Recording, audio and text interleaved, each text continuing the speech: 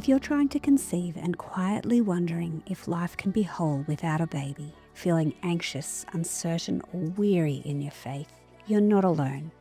Welcome to the Infertility and Trying to Conceive podcast for Christian women. I'm Lyndell Renee, an Aussie wife, mum, and follower of Jesus. Here I share biblical truth, simple conception tips, offer emotional support, and have honest conversations about what struggling to conceive really looks like as a Christian woman. My prayer is that this podcast lightens your load, keeps you anchored in Christ, and helps you move forward with confidence, peace, and hope. Christ goes before you, and I'm right here helping you look to Him every step of the way. Let's begin.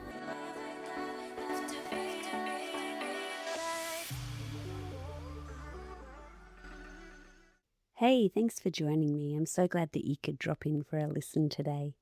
Right now I'm in the thick of packing up the house because we're moving in the next couple of weeks. So I'll try my absolute best to get episodes out, but heads up, they may be a little patchy for the next little bit.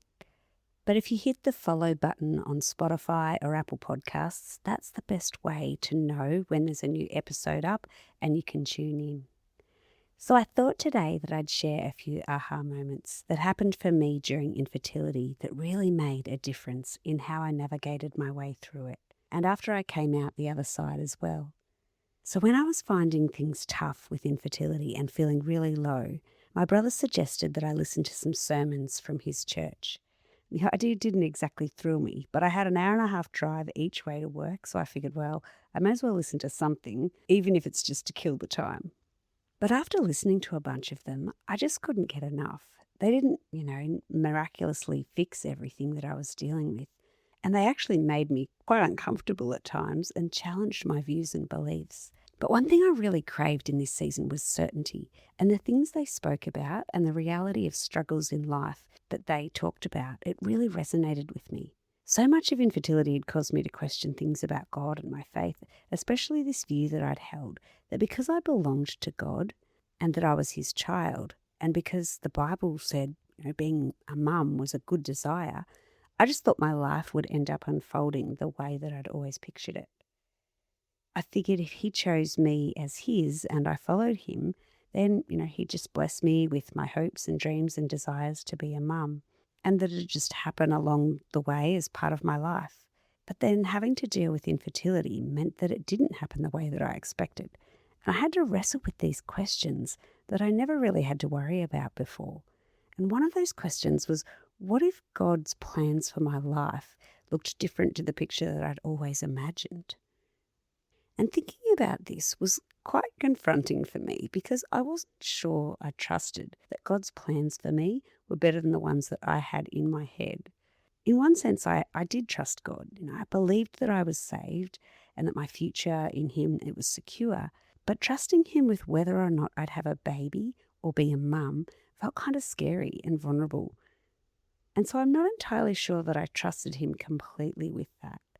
And there were times where I wasn't even sure that He loved me, because going through infertility, it did make me feel like He'd kind of pulled back from me, or that He was withholding a baby for some reason that I didn't know about. And because things were just so hard, I started thinking that maybe I was doing something wrong. But the Bible doesn't say that that's how God works. Plenty of people in the Bible went through really hard things, and they hadn't done anything wrong, and God didn't leave them. Even though motherhood and family, it wasn't a bad thing to want. It wasn't like I was wanting to be famous or rich or, have the best of everything. I just wanted to be a mum. Children are a good gift from God, and yet infertility rocked me because these things weren't happening how I hoped they would. And that's where I was at when I heard the sermon that changed how I saw all of it. The guy was talking about this thing called the Copernicus revolution. And you might have heard about Copernicus at school, but basically for centuries, everyone assumed that the Earth was the center of the universe and that the sun and the planets and the stars, that they all revolved around it. But then Copernicus, he came along and he said that the Earth wasn't actually the center of the universe, the sun was, and everything revolved around the sun, not the Earth. So at first, people pushed back on this idea, because for so long, everyone had thought that the Earth and basically everyone on it was the center of the universe. But eventually, this one discovery turned everything upside down and completely changed how people understood their place in the universe and everything that they thought they knew about how the world worked. And I remember with that picture in my mind, the minister likened it to the reality that Christ is the true sun, and not just the physical sun in the sky, but that everything revolves around him as the creator of the universe. Christ is actually the center of everything. And in that moment, I had this perspective shift. When I saw things from God's perspective, with Christ as the true center instead of me, it not only helped me to put infertility into a bit more perspective, but it actually changed how I understood my whole life and how I was living it. And I don't think I can say for certain whether I thought I'd fully made myself or having a baby the center of everything, but that picture definitely helped me see some things more clearly. Now, I had days where having a baby did feel like my whole world, like everything else revolved around it. And other days I'd notice the pendulum swing back the other way. But in saying that, the desire for a baby is real and good. But I did find myself thinking about all these things, and I started asking myself a question that I'd not really considered, and that was, what if I actually got what I wanted? What if this cycle worked, or the next one, or the treatment that we were trying finally did what it was supposed to do, and I became a mum? Because even then, I realised becoming a mum wasn't necessarily going to fix everything in my life. Jesus already tells us in the Bible that we're going to have troubles in this world. And I know that now, actually being a mum doesn't remove the hard stuff. It doesn't solve, money being tight or the cost of living or awkward stuff with rellos or friendships falling apart or feeling lonely when you're surrounded by lots of people. Becoming a mum still didn't protect me from any of those things. So even the baby that I so desperately wanted actually wasn't going to fix my problems or deal with the big questions in life. And that kind of unnerved me a bit, because if the one thing that I was pinning everything on couldn't actually make my life problem-free if I got it, then what was I supposed to actually put my hope in? And I do have to say, even though I was starting to see some of these things differently, there was still this part of me that couldn't imagine my life being as meaningful if I didn't become a mum. And I still wonder sometimes whether I would have felt that way my whole life if I hadn't become one. Because it has given me a certain meaning and direction in my life, and it ticked the boxes for part of the purpose that I wanted in life even back then. But I also remember realizing that I had a choice in front of me. I could fight God the whole way through this, feeling angry about something I couldn't control, or I could start accepting that even though my life might not look the way I wanted it to, this life wasn't actually the end of the story. But it wasn't like a switch just flicked on for me and I immediately changed. It happened over time. And so I did try and be intentional with what I did with the time and energy that I had. Some days it felt really good to be purposeful and busy, and it really helped knowing that having Christ at the center of my life involved seeking first God's kingdom. And knowing that this was God's priority too helped me see that I was actually part of something bigger than just my own story, something that would carry on into eternity, whether or not I ever became a mum. But I still did have days where, I was really down about not being a mum, especially when it was in my face all the time, kids and pregnant women at church and down the street, on TV and on Facebook. But serving or doing ministry or being intentional about sharing the gospel or having conversations about my beliefs felt like things that had a purpose and an impact that wasn't just for this life.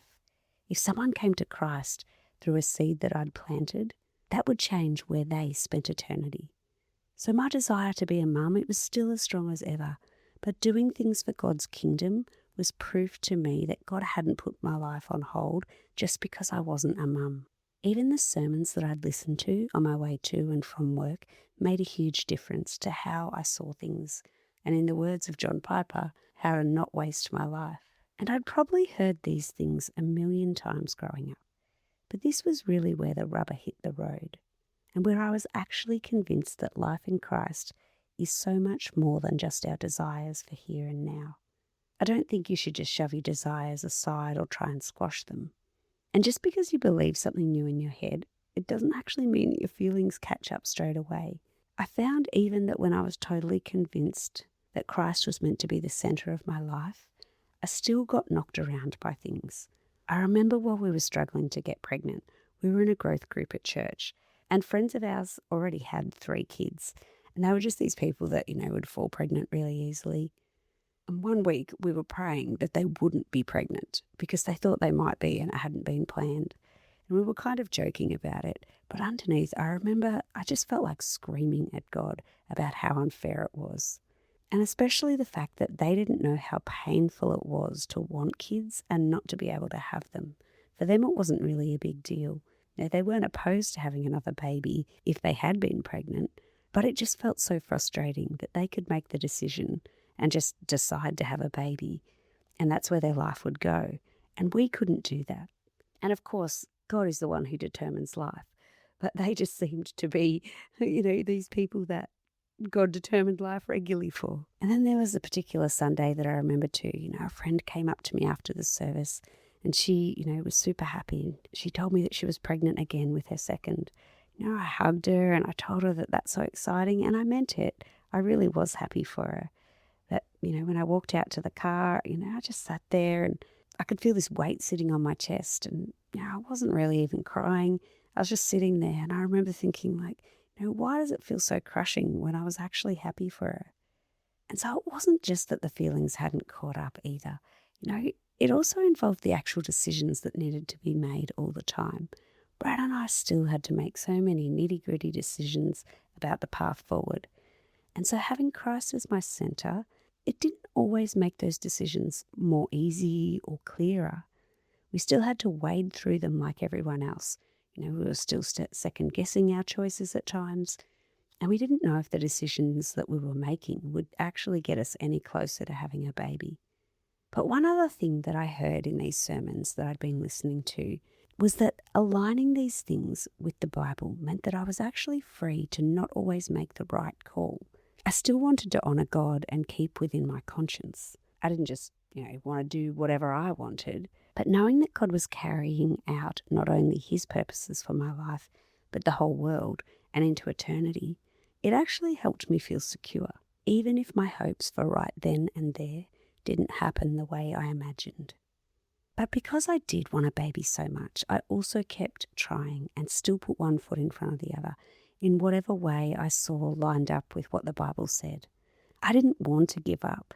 I did take breaks sometimes because it just felt never ending. But even then, it was just more that I was worn out, not that I'd actually let go of wanting a baby. I still didn't know if I'd ever become a mum, and I didn't know how long any of that was going to last, or what this part of my life was even going to end up looking like. I don't think I ever got some big, overwhelming sense of peace, but I did keep coming back to the same handful of things over and over, that I belonged to Christ, that he was working in my life even if I couldn't see it, and that nothing about infertility, or even how angry I got about infertility, was going to change that.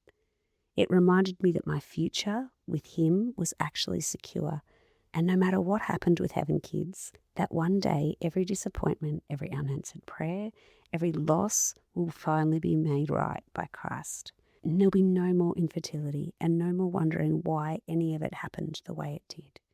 So I think what the Copernicus image helped me understand was that having a baby, it wasn't just going to make the hardships and frustrations in life just stop. But what mattered was who was actually holding me through it, and knowing that all the pain and the struggle would eventually end, and that I could still make my life count towards eternity with whatever I did right now, whatever was or wasn't happening with my fertility. And I think that's what actually became the anchor for me when everything else felt so up in the air. It didn't necessarily answer my questions about whether or not I'd be a mum, but it did remind me over and over that infertility wasn't the whole story of my life, and it wasn't even the whole story of who I was. And I really do think that it would have been so much harder to get through all of it without something like that to cling on to. So that's a little bit of my story that I thought I'd share today. I really do hope and pray that it might encourage you. And as always, thanks for listening in, and I'll catch you next time. Bye. Before you go, thank you so much for listening. I pray today's episode has brought you fresh hope for whatever comes next. If someone comes to mind today who could truly use support in this space, please share this episode or the podcast with them.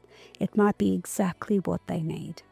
And if you could take 30 seconds to give me a star rating or leave 1 or 2 sentences about what this podcast has meant to you on Apple Podcasts or Spotify, I'd be ever so grateful. Your feedback not only helps others find the podcast, but it truly makes my day. And words of affirmation are my love language.